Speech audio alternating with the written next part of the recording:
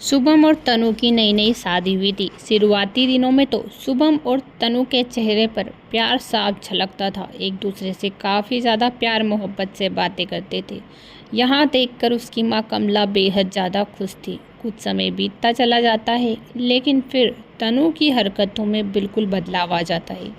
तनु की एक बहुत ही बुरी आदत थी, जिससे कि शुभम अनजान था। शुभम को उसकी इन हरकतों के बारे में बिल्कुल भी नहीं पता था। अब वहाँ क्या हरकत थी, वहाँ तो आप आगे ही जानोगे। एक दिन की बात है, जब सुबह सुबह शुभम ऑफिस के लिए जा रहा था कि वहाँ ज़ोर से चिल्लाता है, अरे तनु, तुमने मेरा ऑफिस का टिफ़िन अभी तक तैयार नहीं किया, क्या कर रही हो? अरे जी बस ला ही रही हूँ, पराठे बना रही थी ना, इसीलिए लेट हो गई। अरे तनु, तुम करती ही क्या हो? सुबह जल्दी टिफ़िन तैयार कर दिया करो ना। तुम्हें पता है कि 10 बजे मुझे ऑफिस के लिए निकलना होता है, फिर इतनी लेट कैसे हो जाती हो? अरे जी वो क्या है ना, आज उठने में लेट हो गई। कल से जल्दी उठना, वरना देख लेना फिर कल क्या होगा। यहाँ कहकर शुभम तो वहाँ से चला जाता है। लेकिन फिर क्या था, रात को जैसे ही वहाँ घर लौटता है तो तनु का मुँह फूला का फूला था। वहाँ उससे बिल्कुल भी अच्छे से बात नहीं करती और तो और वहाँ उसके कमरे में भी नहीं सोती। यहाँ देखकर शुभम हैरान था। वहाँ तनु से कहता है, अरे तुम हॉल में क्यों खड़ी हो? क्या हो गया तुम्हें? मुँह क्यों लटकाए बैठी हो? किसी ने कुछ कह दिया क्या? अब क्या था? तनु फिर भी कुछ नहीं कहती। शांत तनु चुपचाप उसके सामने खड़ी ही रहती है। शुभम कुछ समझ नहीं पाता।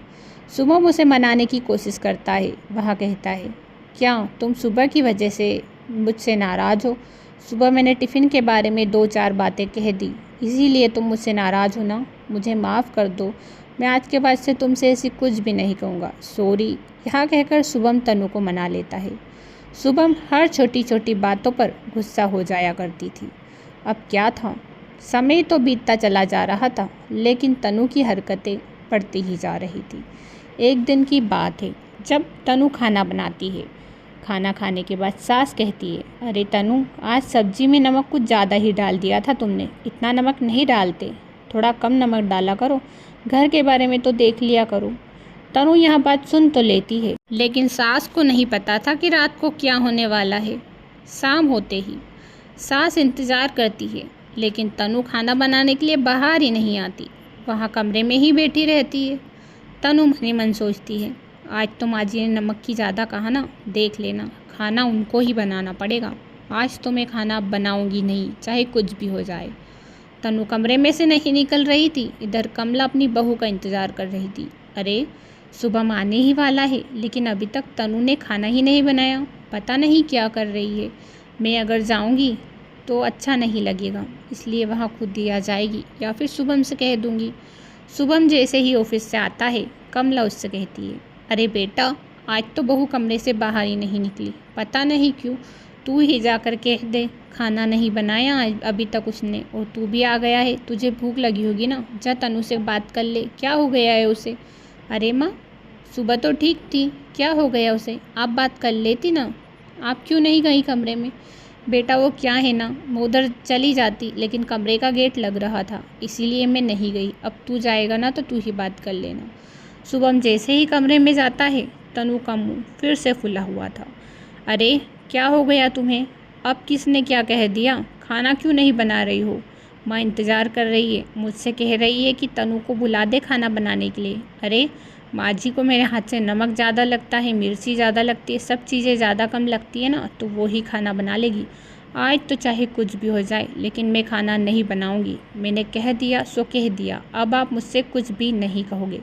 लेकिन तनु, खाना तुम नहीं बनाओगी तो माँ बनाएगी क्या? बेचारी वो वैसे ही थकी हुई है, और तुम हो कि खाना नहीं बना सकती। अरे माँ ने किया ही क्या है, सुबह की सोफे पर बैठी ही रहती है और करती ही क्या है। आज खाना बना भी लेगी तो कोई भारी मुसीबत नहीं आ जाएगी। वैसे भी उन्होंने मुझे सुबह जो कहा ना, उसे सुनकर तो मैं आज खाना बनाऊंगी नहीं, चाहे कुछ भी हो जाए। बेचारा शुभम किसकी साइड लेता, इसलिए वहाँ अपनी माँ से बहाना बनाते हुए कहता है, माँ वो क्या है ना, तनु के सर में आज दर्द है, इसलिए वह सो रही है। उसने तो मुझसे कहा था कि मैं खाना बना दूंगी, लेकिन मैंने ही मना कर दिया कि माँ ही बना लेगी।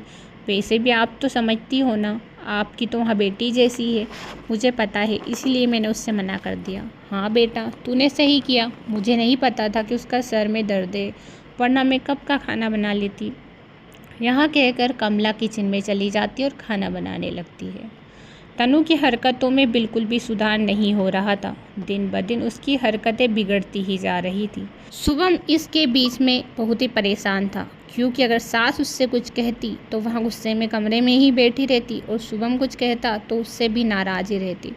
शुभम बेचारा करे तो करे क्या। एक दिन शुभम ऑफिस में, हे भगवान, घर से अच्छा तो मैं ऑफिस में रहता हूँ, यहीं पर मुझे सुकून मिलता है। घर जाता हूँ तो तनु से परेशान ही रहता हूँ, चाहे कुछ भी हो जाए। अब मैं घर नहीं जाऊँगा, मैं ओवर टाइम कर लूँगा, लेकिन घर पर तो जाना मेरे लिए बहुत ही मुश्किल हो गया है। कि इतने में तनु का फ़ोन आ जाता है। अरे आप इतनी लेट क्यों हो गई? जल्दी घर आ जाइए ना, क्या हो गया आपको?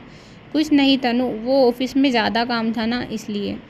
अब बॉस से कह दीजिए आपकी नई नई शादी हुई है और ऑफिस में ही बैठे रहते हो, यहाँ सब अच्छा है क्या? घर आ जाइए टाइम से। अब बेचारा शुभम करे भी तो करे क्या, अगर बात ना माने तो गुस्सा हो जाए बीवी, इसलिए फिर से घर चला जाता है। यहाँ सब देखकर उसकी माँ परेशान थी। मेरे बेटे शुभम को हो क्या गया है? ये दिन ब दिन ऐसा क्यों होता जा रहा है? मुझे कुछ न कुछ गड़बड़ लगती है। तनु बहू भी इससे हमेशा नाराज़ रहती है और ये भी इसके पीछे पीछे मनाता ही दिखता रहता है, लेकिन यह मुझसे कुछ नहीं कहता। मुझे इससे पूछना ही होगा। एक दिन की बात है जब कमला अपने बेटे से पूछती है, बेटा क्या हो गया है? बहू और तेरे बीच में हमेशा अनबनी देखती रहती हूँ, आखिर बात क्या है? मुझे तो तू बताता नहीं, लेकिन मैं ही पूछ लेती हूँ। तेरी शक्ल देखकर ही मुझे पता लग रहा है कि तू कितना परेशान है इस शादी से। हाँ माँ, आपने बिल्कुल सही कहा। अब मैं आपसे क्या ही कहूँ। तनु मुझसे हर छोटी छोटी बातों पर नाराज़ हो जाती है। ऑफिस से अगर 1 घंटे लेट हो जाऊँ तो नाराज़ हो जाती है। अगर उसे कुछ कह दूँ तो नाराज़ हो जाती है। अगर आप उसे कुछ कह दो ना तो कमरे में मुंह फुलाए बैठी रहती है। लेकिन मैं फिर भी आपको दुख ना हो इसीलिए बहाना बना देता हूँ। लेकिन मैं अब खुद परेशान हो चुका हूँ माँ, उसे संभाल कर। मैं क्या करूँ, मुझे कुछ समझ ही नहीं आ रहा। जब भी इसे मनाता हूँ कुछ ही देर बाद फिर से गुस्सा हो जाती है। अब मैं क्या करूँ, आप ही मुझे कोई रास्ता बताइए। रास्ता तो मेरे पास है, और उस रास्ते को अगर तूने अपनाया तो तेरी बेबी तुझसे कभी भी नाराज़ नहीं होगी, ये बात गार्ड बांध लेना। यहाँ बात सुनकर तो शुभम बहुत ही खुश हो जाता है। वहाँ अपनी माँ की सारी कही हुई बात सुन लेता है। कुछ ही दिनों बाद जब फिर से तनु से गुस्सा हो जाती है तो अब शुभम उसे बिल्कुल भी नहीं मनाता, बल्कि उससे खुद ही गुस्सा हो जाता है। यहाँ देखकर तनु खुद ही हैरान थी। हे भगवान, ये तो मुझे मना भी नहीं रहे। 2 दिन हो गए हैं मुझे गुस्सा हुए, लेकिन ये खुद ही मुंह फुलाए फिरते रहे हैं। क्या हो गया है, मुझे ही पूछना पड़ेगा। अरे शुभम जी, आपको क्या हो गया? आप मुझसे नाराज़ हो क्या? क्या बात हो गई? मैंने तो कुछ कहा भी नहीं, आप मुंह फुलाए क्यों फिरते हो? इसीलिए फिरता हूँ कि तुम मुंह फुलाए फिरती हो। अगर तुमने ये आदत नहीं छोड़ी तो मैं तुमसे इसी तरह रहूँगा। और हाँ, अगर तुम इस तरह रही तो मैं एक दिन तुम्हें खो दूँगा, या तुम मुझे एक दिन खो दोगी, क्योंकि तुम हमेशा मुझसे नाराज़ रहती हो यार।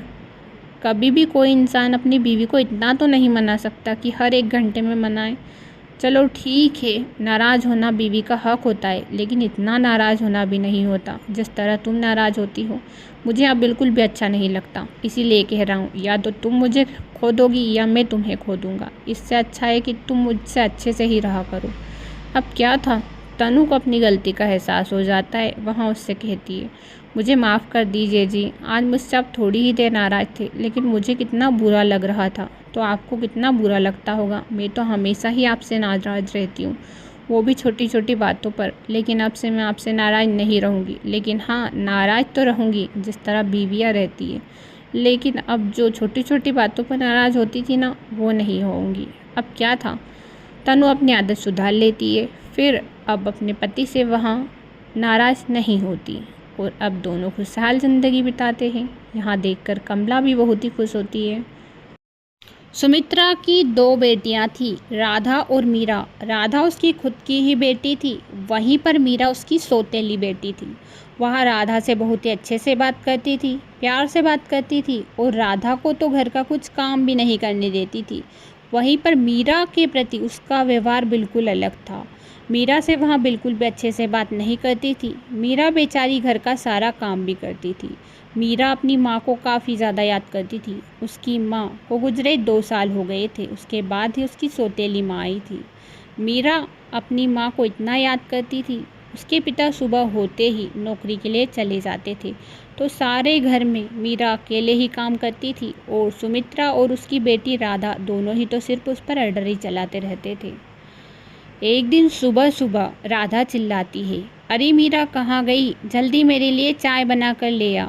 इधर मीरा किचन में काम कर रही थी। मीरा कहती है, राधा तुम खुद ही ले लो ना, मैं किचन में खाना बना रही हूँ, अब इतना तो तुम कर ही सकती हो। यहाँ सुनकर सुमित्रा चिल्ला कर कहती है, अरे तू क्या कर रही है? काम कर रही है तो क्या हुआ? कोई भारी काम नहीं कर रही। जल्दी से मेरी बेटी के लिए चाय बना, वरना तुझे इस घर से निकाल दूंगी। यहाँ बात सुनकर मीरा बहुत ही दुखी होती है और फिर वह राधा को चाय बना कर देती है। राधा फिर उसे ऑर्डर देती है, अरे जा मेरे लिए समोसे लेकर आ, खड़ी खड़ी क्या देख रही है मेरा मुंह। बेचारी मीरा उसके लिए समोसे बनाकर ले आती है। इसी तरह से राधा मीरा से हमेशा काम करवाती रहती थी और अगर नहीं करती तो सुमित्रा से डांट सुननी पड़ती। सुमित्रा तो जैसे अपनी बेटी राधा को इतना लाड लड़ाती थी कि उसे मीरा बिल्कुल दिखाई नहीं देती थी। मीरा तो उसको नौकरानी ही दिखाई देती थी। अरे सुबह हो गई है, जल्दी से सारे घर का पोछा लगा, मेरा मुंह क्या देख रही है। बेचारी मीरा सारे घर का पोछा लगाती थी। वहीं पर जब भी सुमित्रा का पति आता था तो सुमित्रा का व्यवहार बिल्कुल मीरा के प्रति बदल ही जाता था। अरे आपको पता है, मैं तो दोनों बेटियों को बहुत ही प्यार करती हूँ। मीरा भी मेरी बेटी है, राधा भी मेरी बेटी है, दोनों ही तो मेरी बेटियाँ हैं। हाँ, मैं भी यही चाहता हूँ कि मेरी बेटी को माँ का प्यार मिले और मीरा को तुम ज़्यादा ही प्यार दिया करो, क्योंकि उसकी माँ नहीं है तो उसे एहसास नहीं होना चाहिए कि उसकी माँ गुजर चुकी है। तुम्हें उसे माँ जैसा ही प्यार देना होगा। सुमित्रा अपने पति के सामने तो मीरा के साथ अच्छी रहती थी, लेकिन अलग से उसे सारा काम करवाती थी। एक दिन की बात है जब सुमित्रा अपनी बेटी से कहती है, अरे मीरा जल्दी से खाना बना। मीरा कहती है, माँ मेरी तबीयत आज ठीक नहीं है, मुझे सोना है, मुझे नींद आ रही है। अरे तुझे नींद आ रही है, आलस की कह तो जब देखो आलस करती रहती है, खाना बना वरना तुझे घर से निकाल दूंगी। और वहीं पर ज़ोर ज़ोर से सावित्री मीरा को मारने लगती है। यहाँ सारी चीज़ें पीछे खड़ा उसका पति देख रहा था। वहाँ सावित्री से कहता है, तुम्हारी हिम्मत कैसे हुई मेरी बेटी को मारने की? तुम्हें मैं इसीलिए लाया था ताकि तुम उससे प्यार कर सको, इसलिए नहीं लाया था कि तुम उस पर जुल्म करो। आज के बाद से तुम इस घर में नहीं रहोगी। और सावित्री को वहाँ घर से बाहर निकाल देता है। मीरा अपने पिता से कहती है, नहीं पिताजी, आप माँ को घर से मत निकालो, उनके बिना तो घर सूना सूना लगेगा, प्लीज़ आप माँ को घर में वापस बुला लो। यहाँ बाहर खड़ी खड़ी सारी बातें सावित्री सुन रही थी। सावित्री को अपनी गलती का एहसास होता है। तभी उसका पति उससे कहता है, देखो मेरी बेटी का तुम्हारे प्रति कितना प्रेम है और वहाँ नहीं चाहती कि तुम इस घर से जाओ, लेकिन तुम हो कि दिन भर उससे काम करवाती रहती हो। पड़ोस के कई लोगों ने मुझसे कहा था, लेकिन मैंने उनकी बात नहीं मानी थी, लेकिन आज तो मैंने अपनी आंखों से देखा है। अगर अगली बार से मीरा के साथ ऐसा हुआ तो सच में मैं तुमसे तलाक ले लूँगा। यह बात सुनकर सुमित्रा को और भी ज़्यादा पछतावा होता है और वह कहती है, मुझे माफ़ कर दे मीरा, मैंने तेरे साथ ऐसा किया, फिर भी तू यही चाहती है कि मैं वापस घर में आ जाऊँ। आज के बाद से मैं ऐसा बिल्कुल नहीं करूँगी और राधा से ज़्यादा प्यार तो मैं तुझे करूँगी। राधा भी कहती है, हाँ माँ, सच में मीरा बहुत ही अच्छी है। देखो वह चाहती है कि आप वापस घर में आ जाओ, उसके साथ हमने कितना गलत किया, फिर भी वह हमसे प्यार करती है। अब सुमित्रा और राधा दोनों को अपनी गलती का पछतावा होता है। वहाँ मीरा से माफ़ी मांगती है और अगली बार से मीरा के साथ ऐसा गलत बर्ताव बिल्कुल नहीं करती। सुमित्रा तो अब राधा से ज़्यादा मीरा से प्यार करती थी। मीरा को कुछ भी काम नहीं करने देती थी और सारा काम खुद ही कर लेती।